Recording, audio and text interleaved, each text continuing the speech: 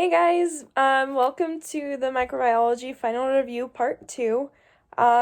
You've made it. You made it through the semester. It's been a little rough, thanks to coronavirus, but I just want to take a couple seconds to talk about the final exam. No, unfortunately, I am not able to see it. However, she's gonna format it where about half of the questions are on the newer stuff and then half the questions are on the older stuff. So I mean, as long as you study, and then it's double the amount of questions, if that makes sense. So study this new stuff like you did all the old stuff, and then just kind of go over the old stuff. And I mean, I've got my other video that I posted last week, or I guess earlier this week. That should help you kind of figure out where you need to start looking at, and hopefully that helps. But in this review, we're going to go over from chapters 11 on. Like I said, I'm not going to sit here and talk a ton about specific pathogens or anything. On my slides that I have, I think I have a couple things about them, but I'm going to skip through those. You guys can feel free to come back and look at them. But I will have these slides posted along with some practice questions posted. I'm hoping either tonight or early tomorrow morning. I'm heading out to New Jersey to go work the front lines of COVID, so it might be a little harder to get a hold of me for a couple days while I'm driving out there. But as soon as I'm out there, I work evening shifts, so I'm going to be able to answer probably every morning if you guys need anything. But congrats, you made it through this semester. It's been a rough one. Okay, so let's go ahead and start. Oh yeah, right off the top, I have a couple reminders, and then I've got chapters highlighted, so chapters 11, 12, 13, and 20.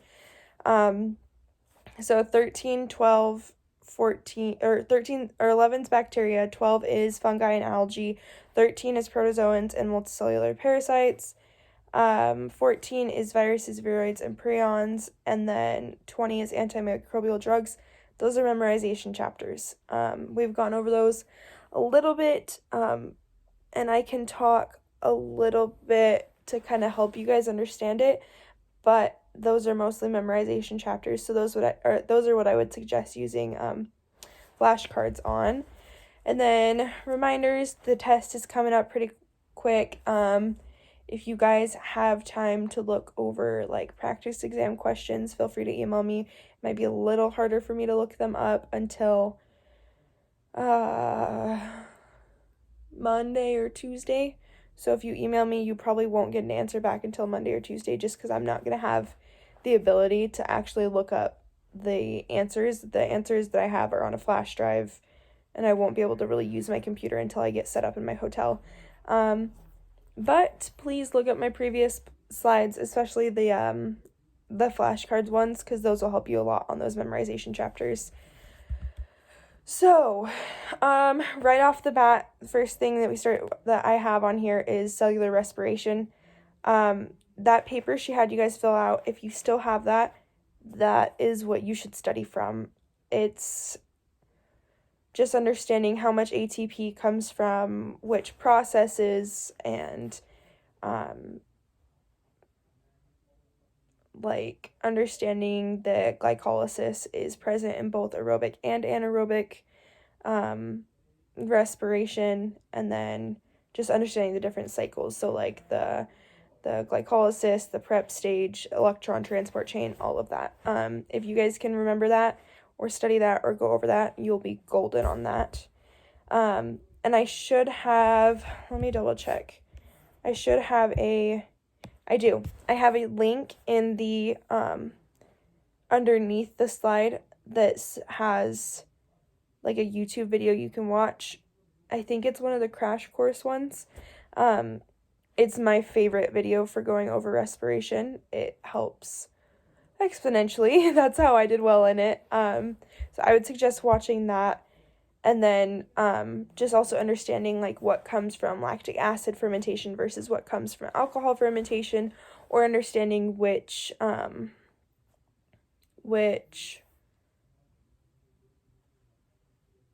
like what ends up using each type of respiration. So like with alcohol fermentation, what organism or what kind of cell would use alcohol fermentation versus what would use lactic acid fermentation, if that makes sense. I think she talked about like yeasts, in particular Saccharomyces, and like human muscle, maybe. Okay, so the next thing that I wanted to talk about with bacteria was understanding like the like curve that they go on. So you're going to have your lag phase, your log phase, stationary phase, and death phase. If you guys can understand this, this slide or this table, then you should be pretty good at understanding like this. And I mean, this does fall under the whole chapter 11 stuff, but I did want to go over a couple things. So the lag phase is going to be the part where like you're initially introduced to that bacteria. And it's just kind of chilling there, waiting and waiting and waiting until the situation's right. Then you've got your log phase where it's actively growing and causing infection. Then you've got your stationary phase, which is where it's kind of at the highest point it's going to get. And at that point, like the death of new cells is the same as the birth of new cells. And then you'll have your death or your decline phase.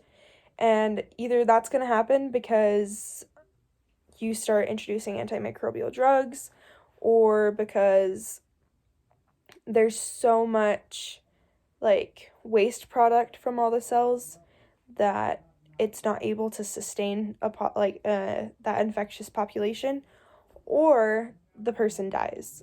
Kind of morbid, but those are kind of what would make it decline after reaching that stationary phase. And if you were to try to like introduce an antimicrobial drug, the best time really would be to introduce it during the log phase when they're actively growing, because then you can go in and stop them right off the bat so they don't keep reproducing.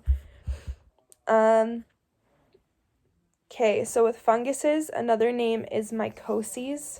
Understand that the cell wall has chitin in it, and for fungus, they're going to be classified based on the type of reproduction they use. So when you saw like there was the table, I think they had it in lab, where it had like the 3 different names, and then there was like the common names, and then what kind of spores they produced. They're just going to be based on like how they reproduce. And then, so fungi includes molds, mushrooms, yeasts. They're part of kingdom Eukarya, and they're saprophytes. Which means that they live on dead things, and they're absorptive heterotrophs. So like when something dies, they kind of just like absorb all the nutrients that they need from them. All of them will develop from spores. Most are aerobes or facultative anaerobes. So they either need oxygen, or like they would prefer, or facultative, meaning like they would probably need oxygen, but if they were placed in somewhere without oxygen, they would be able to adapt. And they tend to grow in places that are more acidic, that have higher osmotic pressure, and that have low nitrogen. So higher osmotic pressure, the biggest one I can remember, like think of for this, is like if you ever have a jar of jam and it starts growing mold, like you would think that with the amount of sugar and everything else that's put in that jam, mold wouldn't grow in there, just because of that high osmotic pressure, but like that is exactly where they would be good to